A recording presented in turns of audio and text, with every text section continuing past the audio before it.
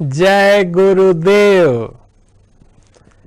भगवान की बड़ी कृपा से भारतीय परंपराओं का चिंतन करते हुए व्रत, त्योहार, उत्सव और निरंतर भगवदीय कृपा से आच्छादित ये पवित्र भूभाग हमारे जीवन में उत्सव धार्मिकता का उन्मेष कराते हैं।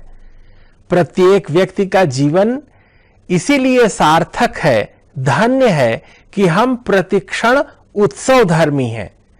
हमारे जीवन में प्रसन्नता का मूल उत्सव है, आनंद है, आह्लाद है और इसके पीछे ज्ञान है। तपश्चर्या करके प्रत्येक व्यक्ति अपने जीवन में धन्यता प्राप्त करता है। हमारे इतिहास, हमारे पुराण, सिद्धांत ये बतलाते हैं कि तपस्या के बल से ही हम सभी सिद्धियां प्राप्त करते हैं। हम श्रेष्ठता के लिए वे सारे उद्यम करते हैं जो इस जगत में महनीय है और तप उसका एक प्रमुख साधन है। तपबल रचई प्रपंच विधाता, तपबल विष्णु सकल जग त्राता, तपबल शंभु करहि संहारा। अर्थात तपस्या के बल से ही ब्रह्मा इस सृष्टि की रचना करते हैं। तपस्या के बल से ही विष्णु पालन पोषण करते हैं और तप के ही प्रभाव से शिव जी संहार करते हैं। प्रत्येक व्यक्ति के जीवन में यह तप आ जाने से उसके जीवन की पूर्णता होती है। भाद्रपद मास के शुक्ल पक्ष की तृतीया एक पवित्र तिथि है और यदि इस पवित्र तिथि में हस्त नक्षत्र भी शामिल हो तो और सोने पे सुहागा हो जाता है। यह हरितालिका तीज नाम से प्रमुख व्रत रूप में संपूर्ण संसार में जाना जाता है। हरितालिका अर्थात पार्वती जी को उनकी सखियों ने हर लिया था, इसलिए इसका नाम हरितालिका पड़ा। ये बड़ा महत्वपूर्ण व्रत है और ये सर्व सिद्धि कारक व्रत है। अत्यंत प्राचीन काल में पार्वती जी शिव जी के साथ आनंद प्रमोद पूर्वक कैलाश के शिखर पर बैठी हुई थीं। पार्वती जी ने प्रसन्नता पूर्वक शिव जी से ये पूछा, हे भगवान, हे नाथ, मैंने ऐसे कौन से व्रत उपाय किए थे, कौन सी ऐसी तपस्या की थी कि आप जैसे भोलेनाथ हमें प्राप्त हुए हैं? क्योंकि आप किसी संक्षिप्त तपस्या का फल नहीं है। मैंने कोई जरूर बहुत बड़ी तपस्या की होगी जिसके फल रूप में हे शिव शंकर आप मुझे प्राप्त हुए हैं। भगवान शिव शंकर प्रसन्न हो गए। उन्होंने कहा, हां पार्वती, तुमने बहुत तप किया था। भगवान शिव ने स्मरण करते हुए बतलाया, पार्वती आज तुम पूछती हो तो मैं तुम्हारे द्वारा किए गए उस पूर्व तप के बारे में तुम्हें बतलाता हूं। यह अत्यंत महनीय कार्य किया तुमने। जब इस सृष्टि का संचालन कार्य ब्रह्मा की नियति के माध्यम से संचालित हो रहा था, उस समय एक बार जब तुम पूर्व जन्म में तुम्हारा जन्म कैलाश के हिमालय के निकट ही हुआ था। तुम पर्वतराज हिमालय के पास ही दक्ष के घर में उत्पन्न हुई थी और तुम्हारे जन्म के साथ ही तुम्हारी बहुत तरह से चिंतन मनन की प्रक्रिया पूर्ण हुई थी। उस काल में भी तुमने मेरी बड़ी तपस्या साधना की, अर्चना वंदना की, पूजा की। पार्वती, तुम्हारे शरीर बार बार पूर्ण होते रहे और पूर्ण होने के अनंतर भी चूंकि तुम्हारी आत्मा मुझ में लीन रहती है, इसलिए सदैव तुम मेरा ही चिंतन करती रही। पर्वतराज हिमालय के घर में तुम्हारा प्रादुर्भाव हुआ, तुम पार्वती नाम से ख्यात हुई और निरंतर तुमने तपश्चर्याएं की। तुमने बड़ी घनघोर तपश्चर्या की है। जैसा कि पार्वती, तुमने 12 वर्ष तक केवल मेरा ध्यान किया है, 64 वर्ष तक तुमने सूखे पत्ते खा करके अपना जीवन व्यतीत किया है। वहीं माघ मास में तुम जल में बैठी रहती थी, जल समाधि लगाए रहती थी। वैशाख की दोपहरिया में तुम पंचाग्नि तापती थी, तुम्हारे चारों ओर अग्नि जला लेती थी और ऊपर आकाश से सूर्य देव तपते थे। इस प्रकार तुमने कठिन साधना की। श्रावण के महीने में जल बरसता रहता था, लेकिन तुम मैदान में भूखी प्यासी बैठी रहती थी। तुमने अहर्निश अपने चित्त में मुझे स्थापित करके रखा था। एक बार की बात है कि नारद मानो तुम्हें तलाश करते हुए तुम्हें देखने के ही भाव से पर्वतराज हिमालय के यहां जा पहुंचे और पर्वतराज हिमालय ने अर्घ्य देकर के उनका स्वागत सत्कार किया और कहा, देवर्षि, आपका किस प्रकार हिमाचल में इस हिमालय परिक्षेत्र में आगमन हुआ है। नारद ने कहा, मैं विष्णु द्वारा नियोजित इस भाव से आया हूं कि तुम अपनी सर्वगुण संपन्न कन्या जो अत्यंत तपस्याशील है उसका विवाह नारायण से कर दो, विष्णु जी से कर दो, पीतांबरधारी से कर दो। पर्वतराज हिमालय ने कहा, अगर ये स्वयं नारायण की इच्छा है तो मैं वचन देता हूं कि पार्वती का विवाह विष्णु जी से कर दूंगा। नारद जी वहां से अंतर्ध्यान हो जाते हैं, जाकर विष्णु जी से कहते हैं कि मैंने आपके लिए नूतन विवाह प्रसंग के लिए हिमालय की कन्या पार्वती से बात करके आया हूं। यहां पर्वतराज हिमालय अपनी कन्या पार्वती से जब यह संवाद करते हैं कि मैंने तुम्हारा हाथ विष्णु जी को सौंप दिया है, पार्वती का मन व्यथित हो जाता है। वो निरंतर अवसाद में चली जाती हैं, अपनी सखी के पास जाकर अपने हृदय की बात कहती हैं। सखियां एक परामर्श देती हैं कि पार्वती, तुम अब अपने पिता के पास मत जाओ, तुमने जिसे अपना इष्ट माना है, अपना जीवन जिसे सौंपना चाहती हो, उसके लिए निरंतर तुम अब घर से प्रयाण करो, वन की ओर चलो और वहीं उनका साधन करो, तपश्चर्या करो। पार्वती जी को उनकी सखियां लेकर के वन की ओर निकल देती हैं। वहां पार्वती जी एक गहन गंभीर गुफा के अंदर पहुंचकर निरंतर भगवान शिव का चिंतन करने लगती हैं। गंगा जी के तट पर निरंतर साधन करते हुए, भगवान शिव शंकर का ध्यान करते हुए निरंतर अपने मन को लगाए रहती हैं। उसी समय भाद्रपद मास के शुक्ल पक्ष की तृतीया तिथि आई, जिसमें हस्त नक्षत्र था और उस हस्त नक्षत्र में स्वयं पार्वती जी ने बालुका के शिवलिंग का निर्माण किया, केले के पत्तों से मंडप बनाया, भगवान शिव शंकर का पंचोपचार पूजन करके निरंतर भगवान का कीर्तन करती रहीं। ओम नमः शिवाय, ओम नमः शिवाय, ओम नमः शिवाय, इस प्रकार निरंतर जप करते हुए पार्वती जी ने बिना कुछ खाए पिए सारा दिन और सारी रात साधना की है। उनके पलकों पर निद्रा का स्थान नहीं था, वे जागृत रहीं, चैतन्य रहीं, भगवत चिंतन करते रहीं, शिव जी का ध्यान करती रहीं। हमारा मन जब भगवत संलग्न होता है तब चित्त में अन्य बातें नहीं आती। मन का कहीं पर लगना ही ध्यान है। अगर व्यक्ति का मन एक स्थान पर शरीर हो लेकिन मन भिन्न भिन्न जगहों पर जा रहा हो तो उसे भिन्न भिन्न जगहों पर जाने का फल प्राप्त होगा। लेकिन व्यक्ति का मन अगर कहीं एक जगह लगा हुआ हो, शरीर कहीं भी हो, इससे कोई अंतर नहीं पड़ता। लेकिन मन की तन्मयता ही मन की आनंद की, उत्सव की और इष्ट की प्राप्ति के द्वार खोल देती है।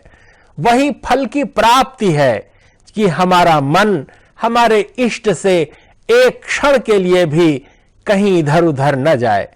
पार्वती जी निरंतर भगवान शिव का चिंतन करते हुए भाद्रपद मास के शुक्ल पक्ष की हस्त नक्षत्र युक्त तृतीया को भगवान शिव का ध्यान करती रहीं। ध्यान की पूर्णता पर भगवान शिव शंकर का मानो कैलाश पर्वत पर आसन डगमगाने लगा। तपस्या के वशीभूत होते हैं देवता। भगवान शिव शंकर कैलाश से उतर करके पार्वती के सम्मुख आकर खड़े हो गए और उन्होंने कहा, वरम ब्रूहि, आप वर मांगिए, आपको क्या चाहिए? हम आपकी तपश्चर्या से प्रसन्न हैं। आपने जो साधन किया वह अपूर्व किया। आपने जिस तरह मनोयोग पूर्वक मेरा चिंतन किया है, मैं आपका ऋणी हो गया हूं। आप मुझसे कोई भी वर मांग सकती हैं। पार्वती जी ने पति रूप में उनको स्वीकार किया था। पति रूप में उन्हें मांग करके भगवान शिव शंकर से अनुरोध निवेदन किया है। भगवान शिव शंकर ने स्वीकृति प्रदान की और फिर स्वयं कैलाश पर चले गए। इधर वन वन भटकते हुए पर्वतराज हिमालय यत्र तत्र सर्वत्र अपनी कन्या को ढूंढ रहे थे। बार बार कन्या की याद में विह्वल हो जाते थे। थोड़ी सी याद आती थी, फिर ढूंढने निकलते थे। कन्या के नहीं मिलने पर विरह व्यथा से व्याकुल होकर के चक्कर खाकर गिर जाते थे। वन वन भटकते रहे पर्वतराज हिमालय, सर्वत्र अपनी कन्या को ढूंढ रहे थे उधर। और उसी क्षण उन्होंने देखा कि गंगा नदी के तट पर दो राजकुमारियां कुछ इस प्रकार हैं, भगवान शिव के पूजन में लगी हुई हैं। वे आते हैं, अपनी कन्या को देखकर मानो संतोष का अनुभव करते हैं। पार्वती जी से पूछते हैं, कन्या तुमने इतना कठिन, कितना अधिक तप किया, तुम किस तरह यहां आकर जंगल में सिंह, भालू और रीछ के बीच में कितनी तपश्चर्या करती हुई, ये सब तुमने क्यों किया? इतना कष्ट क्यों भोगा? तब पार्वती जी कहती हैं, हे पिताजी, मैंने मन में ही प्राणनाथ के रूप में भगवान शिव शंकर को स्वीकार कर लिया था। मैंने अपने अंतर्मन को उन्हें सौंप दिया था, लेकिन आपने विष्णु को मुझे सौंपने की बात की, जिससे मेरा मन बहुत दुखी हो गया था। पर्वतराज हिमालय ने कहा, कन्या तुम दुखी मत हो, मैं तुम्हारा विवाह बिना तुम्हारी इच्छा के कहीं नहीं करूंगा। तुम जिससे विवाह करना चाहती हो उससे ही तुम्हारा विवाह करूंगा। ऐसा कहकर पार्वती को अपने राजप्रासाद पर लाते हैं और फिर अंततः भगवान शिव शंकर और पार्वती जी का विवाह हो जाता है। भगवान शिव शंकर यही बतला रहे हैं कि पार्वती तुमने इतना अखंड और अमोघ व्रत ये पहले किया था, जिसके फलस्वरूप मैं तुम्हें पति रूप में प्राप्त हुआ हूं। भगवान शिव शंकर कहते हैं कि कोई भी स्त्री अगर भाद्रपद मास के शुक्ल पक्ष की तृतीया तिथि में, जिसमें हस्त नक्षत्र भी हो, अगर वो हरतालिका तीज का व्रत करती है तो उसको दीर्घ जीवी पति प्राप्त होता है। उसके घर में पुत्र पौत्र होते हैं, धन धान्य और राजलक्ष्मी से युक्त उसका घर होता है। वो कभी अनाथ नहीं होती, कभी उसको वैधव्य योग प्राप्त नहीं होता। इसलिए प्रत्येक स्त्री जो आज के दिन भगवान शिव शंकर का ध्यान करती है, पूजन करती है, न सिर्फ उसके जीवन में सुख सौविध्य उतर आता है, अपितु भगवदीय कृपा प्राप्त होती है। इस व्रत को करने का विधान बड़ा ही सरल है। प्रातःकाल ब्राह्म मुहूर्त में उठ जाए, नित्य क्रिया से निवृत्त होकर भगवदीय चिंतन करते हुए पुष्पों का चयन करे, शुद्ध जल का कटोरा, शुद्ध जल के घड़े और शुद्ध जल का लोटा तैयार करे, जिसमें आम के पत्ते और नारियल का प्रयोग करके कलश की सुंदर स्थापना करे। नीचे सुंदर स्थान को लेपे, लेपन के बाद उसमें बहुत ही सुंदर ढंग से स्वस्तिक इत्यादि चिन्हों से उसे संपूरित करे। केले के पत्ते इत्यादि से आच्छादित कर सुंदर बालुका खंड को ले आए। भगवान शिव शंकर का नाम लेते हुए शिव जी का विग्रह बनाए, शिवलिंग का निर्माण करे। भगवान शिव की प्रतिष्ठा पूर्वक उसमें सुंदर नैवेद्य, फल, पुष्प इत्यादि वहां रखे। जो भी ऋतु फल हो उनका भी विशेष रूप से प्रयोग करे। पंचगव्य का प्रयोग करे, पंचामृत का निर्माण करे और निरंतर सखी सहेलियों के साथ मिलकर बैठकर भगवत चिंतन करते हुए भगवान शिव के सुंदर सुंदर भजनों का गायन करे। भगवान शिव के दिव्य पंचाक्षर मंत्र का जप करे।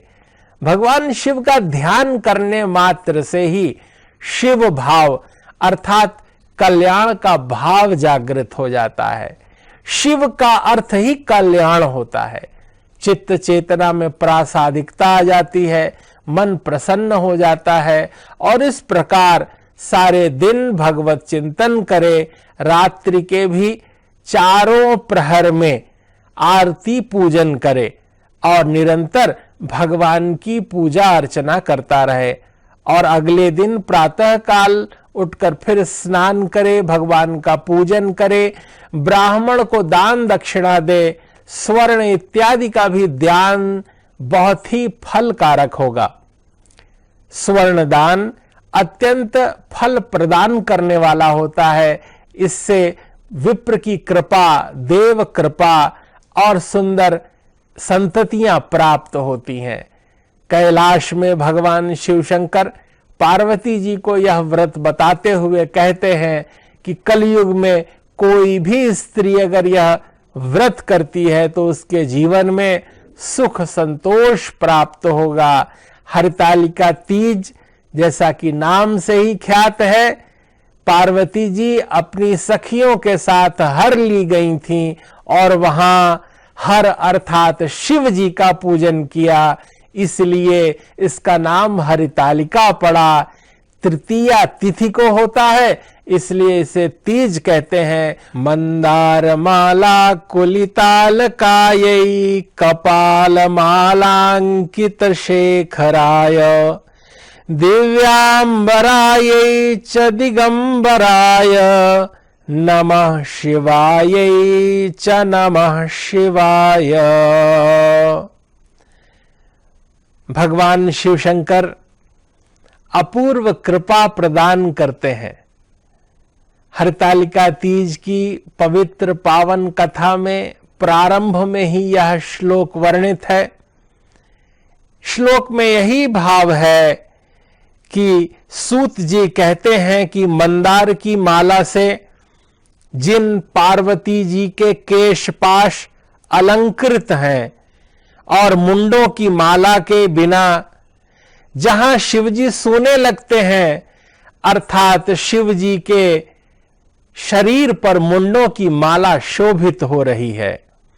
जो पार्वती जी दिव्य वस्त्र धारण करती हैं और हमारे शिव शंकर भगवान दिगंबर हैं, अर्थात वे वस्त्र विहीन होकर के कैलाश पर बैठे रहते हैं, सब पर अपनी कृपा की वर्षा करते हैं।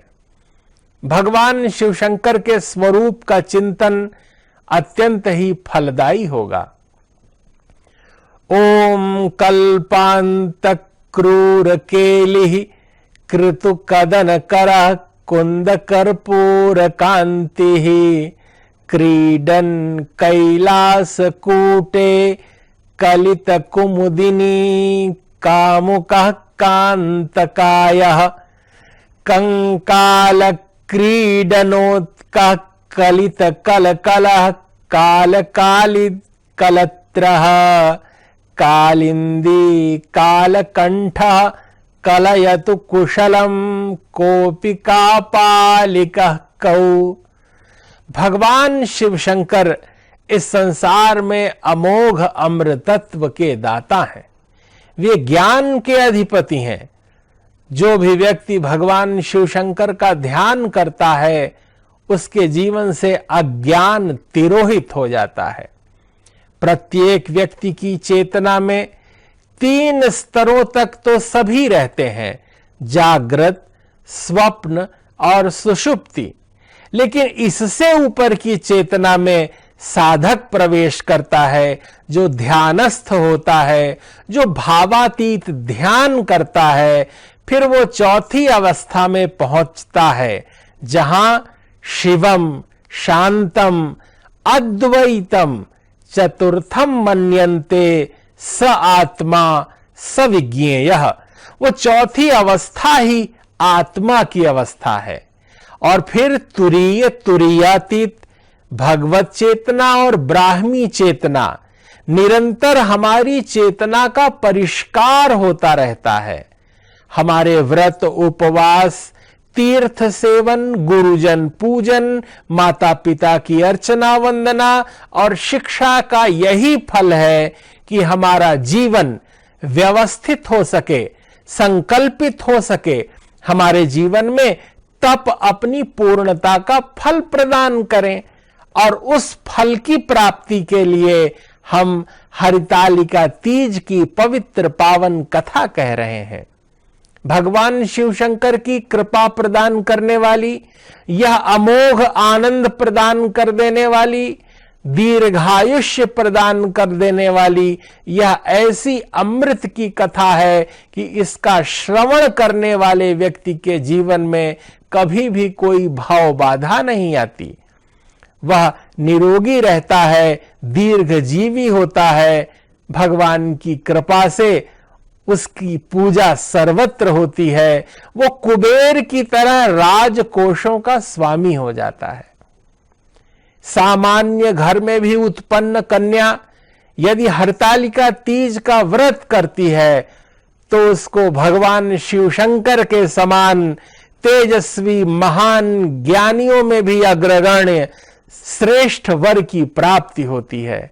इसलिए इस चराचर जगत में प्रत्येक परिवार में हरतालिका व्रत की यह कथा, इसका पालन हो, इसका पाठ हो, इसका श्रवण हो और इसके श्रवण के अमोघ फल शास्त्रों में वर्णित हैं। शुद्ध मन से अंतःकरण को पवित्र करके भगवदीय चेतना से अगर हम शुद्ध ध्यान करते हैं भगवान का, तो निरंतर शुभ फल की प्राप्ति होती है। हमारा जीवन पूर्णता से हरा भरा रहता है। हमारे परिवार में किसी की अकाल मृत्यु नहीं होती, किसी के शरीर रोगी नहीं होते, प्रत्येक व्यक्ति निरोग रहता है, स्वस्थ अन्न मिलता है, सुंदर वस्त्र मिलते हैं, घर परिवार राज्य लक्ष्मी से युक्त व्यक्ति होता है।